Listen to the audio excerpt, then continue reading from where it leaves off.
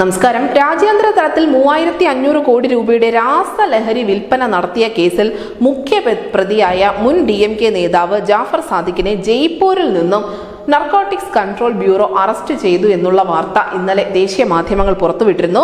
Cinema നിർമ്മാതാവ് കൂടിയായ ഇയാൾ ജയ്പൂരിലെ ഒരു ഹോട്ടലിൽ ആഴ്ചകളായി ഒളിച്ചു കഴിയുകയായിരുന്നു. 3 വർഷത്തിനിടെ 45 തവണയായി 3500 കോടിയുടെ രാസലഹരി വിദേശത്തേക്ക് കയറ്റി അയച്ചു എന്ന് ഇയാൾ സമ്മതിച്ചതായി കൂടി NCB അറിയിക്കുന്നുണ്ട്.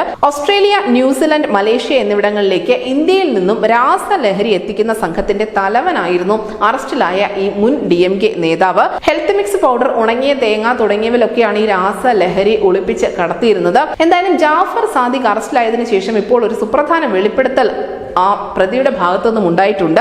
ഉദയനിധി സ്റ്റാലിനെതിരെയാണ് ഈ പ്രതി നർക്കോട്ടിക്സ് കൺട്രോൾ ബ്യൂറോയ്ക്ക് ഒരു മൊഴി കൊടുത്തിരിക്കുന്നത്.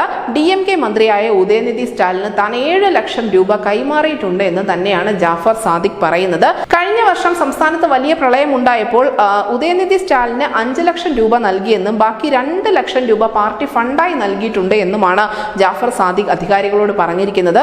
കേസുമായി ബന്ധപ്പെട്ട് തമിഴ്നാട് മുഖ്യമന്ത്രിയുടെ മകൻ കൂടിയായ ഉദയനിധി സ്റ്റാലിനെ ചോദ്യം ചെയ്യിക്കാൻ വിളിച്ചേക്കുമെന്നുള്ള സൂചനകളും ദേശീയ മാധ്യമങ്ങൾ പങ്കുവയ്ക്കുന്നു. എന്തായാലും ജാഫർ സാദിഖ് ഉദയനിധി സ്റ്റാലിന് നൽകിയ ഈ പണം മയക്കുമരുന്ന് കടത്തുമായി ബന്ധപ്പെട്ട് ലഭിച്ചതാണോ എന്നാണ് നിലവിൽ നർക്കോട്ടിക്സ് കൺട്രോൾ ബ്യൂറോ അന്വേഷിക്കാൻ പോകുന്നത്.